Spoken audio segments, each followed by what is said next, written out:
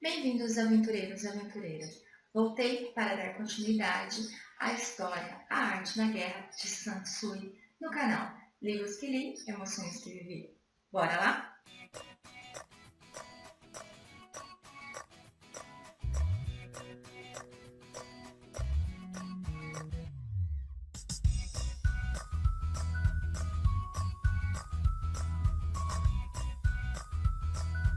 Finalizei o primeiro vídeo falando um pouquinho da história e falando referente aos 3 primeiros capítulos.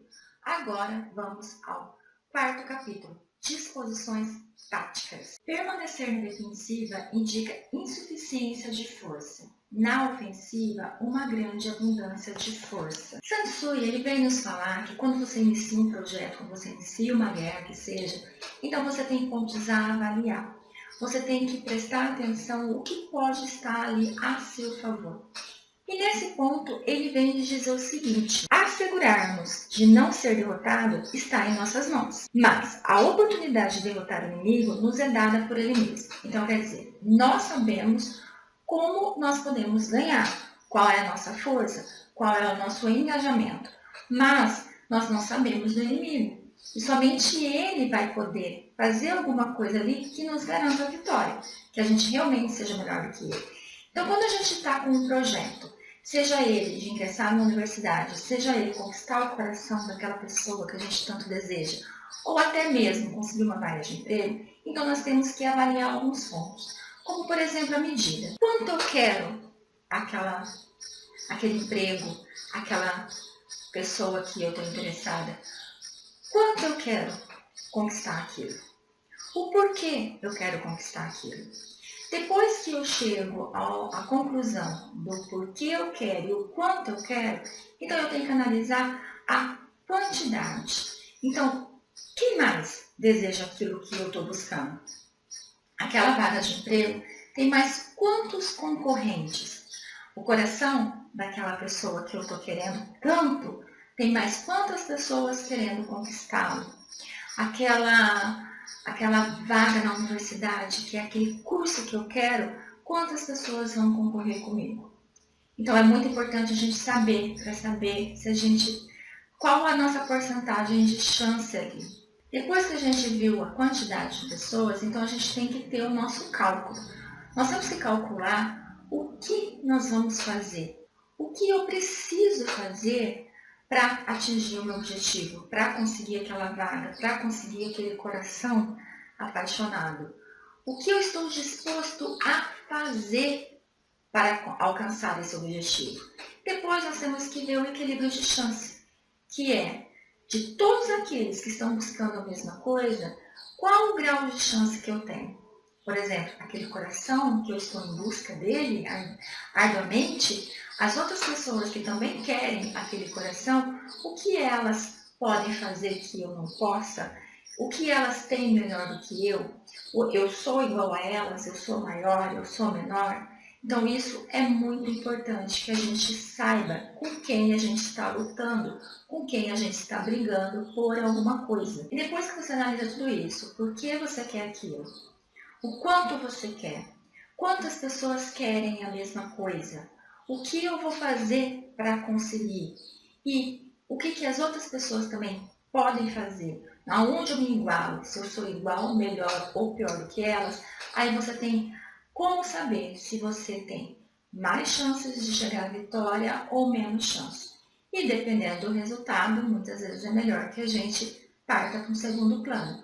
Porque se você vê que você não vai conseguir, você não vai ficar perdendo o seu tempo, gastando suas energias com algo que você viu que não vai dar certo. Agora vamos para o 5º capítulo, Energia. Oferecendo iscas, mantenha-se o inimigo em marcha. Então, com uma equipe de homens selecionados, aguarda-se o inimigo. A energia, gente, é a tua força de vontade.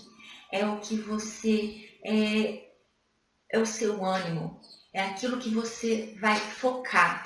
Então, você tem que focar em alguma coisa e você tem que colocar aí o seu sangue para que você consiga atingir aquele objetivo, para que você consiga alcançar aquele objetivo. Então, você tem que começar, fazer o passo a passo e finalizar querendo muito.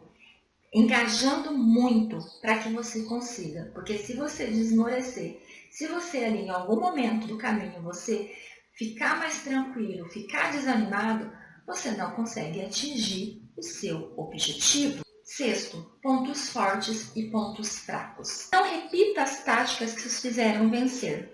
Deixe que seus métodos sejam regulados pela infinita variedade de circunstâncias. Pois bem, Sansui ele vem dizer que a gente sempre tem que estar com a vantagem. Então, nós temos que fazer combinação. Primeiro, a gente tem que saber quais são os pontos fortes e os pontos fracos dos nossos inimigos.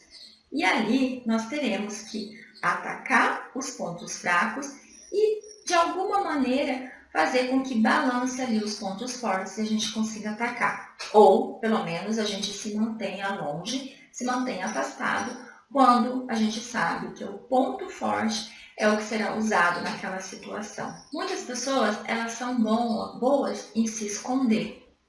Outras já são boas em ir em frente, em atacar, em ir para o campo de batalha. E, obviamente, essas que é boa em se esconder, ela vai ter um tempo maior de vida, talvez, de repente. Já esses que dão a cara a tapa, esses sim têm mais chances de alcançar os seus objetivos. Então, é isso que temos que fazer. Nós temos que unir os dois. Então, nós temos que fazer aquela parte de se esconder quando necessário, mas atacar quando for preciso. Então, nós temos que ter ali a seguinte decisão. Nós temos que tomar uma decisão e temos que ser rápido em executá-las. Sétimo, manobras. Faça com que seus planos sejam obscuros e impenetráveis, como a noite, e quando se mover, caia como um relâmpago. Bem, aqui Sansui vem dizer o seguinte pra gente. Quando você está realizando algo, quando você está se programando para algo, então, claro, óbvio que você tem que se manter em segredo. Se você está ali numa empresa, concorrendo a algum cargo, então terá a apresentação de um projeto, vamos dizer assim. Só que muitas vezes eles dão tema. Então, você sabe que os outros concorrentes, eles vão fazer um projeto em cima daquele tema que você também vai fazer. Então, você tem que se manter em silêncio. Claro, né? Se você ficar sabendo um pouquinho do outro, é bom, mas o seu você tem que manter em segredo. E você tem que ter um plano A e um plano B. Porque na apresentação, se caso a pessoa ali apresente algo que seja muito idêntico ao seu, ou que tenha muitos elementos igual ao seu, você tem ali um plano B para poder estar alterando em cima da hora e realizando uma excelente apresentação e conseguindo ganhar daquele seu oponente. Então, você tem que estar sempre pronto para trocar a sua manobra, você tem que estar sempre pronto para jogar o jogo em posições diferentes. 8. Variações nas táticas. O general que compreende inteiramente as vantagens que acompanham as variações de táticas sabe como manobrar suas tropas. Aqui Sansui é categórico. Ele diz o seguinte: temos que estar preparados, temos que estar observando tudo o que acontece. E principalmente focado em nossas vantagens. Se hoje o que era vantagem para mim, amanhã não é, então eu tenho que mudar. Eu tenho que fazer ali com que as minhas táticas mudem, para que eu possa sim chegar ao final com a vitória, que eu possa sim chegar ao final com o meu objetivo alcançado. E ali ele coloca algumas observações, como por exemplo, devemos ser prudentes para não sermos pegos desprevenidos. Então temos que estar sempre atentos. 2. Não podemos ser covardes. Então nós temos que sim mostrar a nossa força. Temos sim que mostrar que estamos ali para vencer, que estamos ali porque sabemos o que queremos. Porque se a gente recua, o outro vem e nos esmaga. 3, precisamos manter a cabeça no lugar, precisamos manter o foco. Não podemos cair na armadilha do inimigo. Porque muitas vezes, quando a gente está ali numa reunião, tá fazendo uma apresentação, e alguém começa a lhe questionar, dependendo da forma que é questionado, a gente começa a ficar irritado. E nesse de ficar irritado, muitas vezes a gente não consegue mais argumentar. A gente já vai para o barraco e pronto. Então, sempre mantenha a cabeça fria, sempre mantenha o foco, Por isso que é bom a gente saber exatamente o que estamos fazendo ali e o que temos que falar, para que não sejamos pegos de surpresa. Quarto, não podemos confundir as coisas. Por exemplo, se você está no trabalho e você ali tem um cargo de chefia ou um cargo onde você tem subordinados, você não pode, em hipótese alguma, transformar aquele local num ambiente amigo. Você tem que conseguir o respeito dessas pessoas, porque se você se tornar ali muito amigo, você vai acabar trazendo para aquele ambiente os problemas daquela pessoa. E quando acontecer algo no trabalho aonde ela errar e você tiver que chamar a atenção dela, claramente ela não vai gostar. Ou ela vai vir trazendo todos os seus problemas e com isso você vai focar no problema dela e vai deixar aquele erro passar batido. E isso é algo que não pode de maneira nenhuma acontecer. Nono capítulo.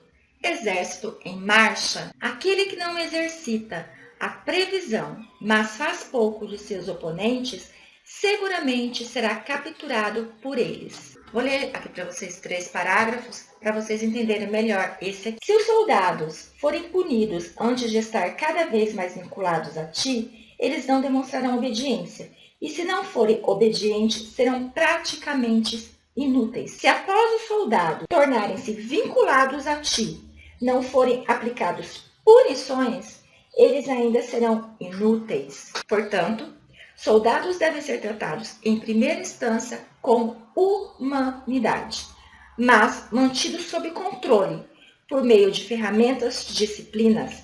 Essa é a estrada para a vitória. Se um general demonstra confiança em seus homens, mas insiste sempre que suas ordens sejam cumpridas, o ganho será mútuo. Então aqui a gente pode falar mais na área de liderança. Nós temos que ter em consciência o seguinte, gente. Um bom líder é aquele que os seus subordinados o seguem. Um bom líder é aquele que os seus subordinados o respeitam. Quando ele dá uma ordem, eles acreditam naquela ordem e eles não medem esforços para poder cumpri-las. Mas, quando aquele que está ali, que é aquele líder, ele faz com que os seus subordinados tenham medo dele ou tenham raiva dele, automaticamente nada vai dar certo. Porque essa equipe vai ficar desanimada, ela vai ficar revoltada e vai acabar agindo de forma contrária. Então, um líder, ele tem que ter ali, sim, o respeito da sua equipe. Ele tem que ter ali cumplicidade com a sua equipe. Mas ele tem que chamar atenção quando necessário, tem que punir quando for necessário também. Mas lembrando, isso não vale só para quem é líder. Isso vale para a gente que é pai e mãe, porque a gente tem que colocar na nossa cabeça que pai é pai, mãe é mãe, filho é filho. Filho não tem que agir como pai e mãe, como é o que a gente vê em muitos casos. Então, a gente tem que manter a rédea ali. Mas, lembrando, a gente tem que primeiro conseguir o respeito dos nossos filhos. Porque se a gente fazer de uma forma que eles tenham medo, pavor da gente, automaticamente eles não aprenderão a lição. Porque cada vez que ele for punido, ele vai acreditar que é porque você não gosta dele e não porque ele errou. E isso a gente traz em todos os âmbitos da nossa vida. 10º capítulo. Sabemos que o inimigo está descoberto ao ataque, mas não sabemos que nossos homens não estão em condições de atacar, teremos percorrido apenas metade do caminho até a vitória. Da mesma forma que temos que nos conhecer o nosso inimigo, então nós temos que conhecer o terreno que está à nossa volta, o ambiente que vivemos, para que assim possamos usar tudo que tem ali a nosso favor. Ou pelo menos descobrir o que nós podemos controlar e o que não podemos. O que podemos utilizar e o que não podemos. Então isso é muito importante para que você atinja o seu objetivo. Seja na parte profissional, conhecendo a empresa que você trabalha, conhecendo ali como funciona aquele ambiente. Na vida pessoal, conhecendo ali a família, né, com quem você convive, conhecendo quem é mais próximo de você, quem não é, o que esperar de um, o que esperar de outro, como também ali na faculdade, nos estudos, conhecendo as regras ali da instituição e usando isso a seu favor. 11º capítulo, as 9 situações. Rapidez é a essência da guerra.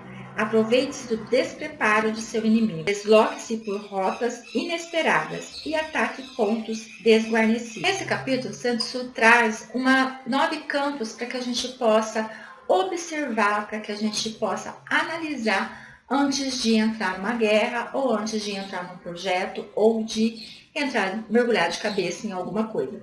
Então ele traz o campo de dispersão, campo fácil, decisivo, aberto, intersecção, desfavorável, difícil, cercado e de morte. Então aqui ele vai colocar que é quando você luta no seu próprio campo, né, que é a sua zona de conforto, quando você entra no campo do inimigo. Mas, na verdade, o que ele vem nos mostrar é que a gente tem que olhar todas as situações para que a gente possa ali tirar vantagem de tudo. Então você tem que olhar quando você está num lugar onde você se sente confortável, quando você está num lugar onde você não se sente confortável, quando você está num lugar onde ali as suas chances com a outra pessoa é igual. Então tudo isso tem que ser analisado para que você possa sempre estar utilizando a seu favor. E dessa forma, analisando todos esses campos, você vai saber quando entrar na luta, quando não entrar, quando recuar, quando atacar. Então vai ficar mais fácil para você saber como se posicionar em cada situação. 12º capítulo, ataque com fogo. Infeliz é o destino daquele que tenta vencer suas batalhas e ter sucesso em seus ataques sem cultivar o espírito da iniciativa, pois o resultado é a perda de tempo e a estagnação generalizada. Isso ele dá ali o exemplo do fogo, que eles vão utilizar a arma fogo para atacar. E ali ele vê todo o cenário de possibilidades. Trazendo para a nossa vida, vamos dar o exemplo de quero conquistar aquele gatinho. Então, que arma eu vou utilizar? Automaticamente, com certeza, quase 100% de certeza, vou usar o quê? O charme, a elegância. Então, essa é a minha arma. Como eu vou utilizar essa arma? Eu preciso de um campo de batalha ali. Então, vamos dizer que eu sou aquela baladeira. Então, eu vou usar a balada para estar usando essa arma de sedução. E também eu preciso saber ali em que momento eu vou estar utilizando. Então, obviamente, eu vou querer estar ali mais próximo dele, vou querer dançar ali perto dele, fazendo ali uns momentos mais sensuais para que ele me enxergue. Toda ação tem uma reação, todo ataque tem um contra-ataque. Pode ser que ele vai sim me enxergar, vai olhar para, ô gatinha, vamos lá. E aí eu tenho que estar preparado para a proximidade dele, mas também pode ser que ele não me enxergue. Por mais que eu dance, que eu rebole até o chão, ele não vai me enxergar. E aí eu tenho que saber como lidar com isso. Porque se aquela arma não deu certo, eu tenho que partir para outra arma. E como conseguir esse recurso? Como conseguir o meio de usar a minha sedução para atingir o meu objetivo? Eu preciso o quê? De uma roupa bacana, eu preciso de um perfume bem gostoso. E como eu vou conseguir tudo isso? Então, essa é a arte de atacar com fogo. No caso, é você escolher uma arma, saber como utilizá-la, saber como você vai reagir se der certo com o outro lado, ou se o outro lado atacar de outra forma. Como você vai conseguir esses recursos para que assim você consiga ter o objetivo? Então, mulherada, ou também o homem, se quiser aí um gatinho, uma gatinha, então foque nisso aí para que vocês consigam realmente que eles olhem para vocês e que vocês terminem a noite juntinhos. Vamos para o 13º e último capítulo. Aqui se diz o uso de espiões. Por meio das informações trazidas pelo espião convertido, que somos capazes de descobrir e contratar espiões locais internos. Aqui é algo simples, né? Isso aqui, gente do céu, isso aqui, a explicação é simples, é lógica. Claro que as suas coisas, os seus projetos, o seu passo a passo, o seu cronograma, você não deve estar passando para ninguém. Mas se você souber do seu inimigo, souber do seu oponente, é muito melhor. E como a gente faz isso? Através do que a gente ouve, através das especulações. Claro, temos que saber separar o que é informação do que é fofoca, do que é conversa jogada fora. Mas isso é muito importante. Então, a gente pode ter aquele amigo que está na outra equipe e que pode trazer alguma informação. A gente pode ter aquela pessoa na outra equipe que fala demais e você vai captando o que ela fala. E você pode até ali, muitas vezes, estar se aproximando de pessoas para que elas possam te contar tudo. Então, assim, o nosso segredo absoluto. Do outro, a gente tem que estar sempre ali espionando, sim, para que a gente possa facilitar e fazer ali no nosso processo, fazer ali nas nossas táticas, fazer nas nossas manobras e tudo mais, as adequações necessárias para chegar à vitória. Dessa forma, eu finalizo então os 13 capítulos. Muito obrigada pela companhia, fiquem com Deus e até a próxima!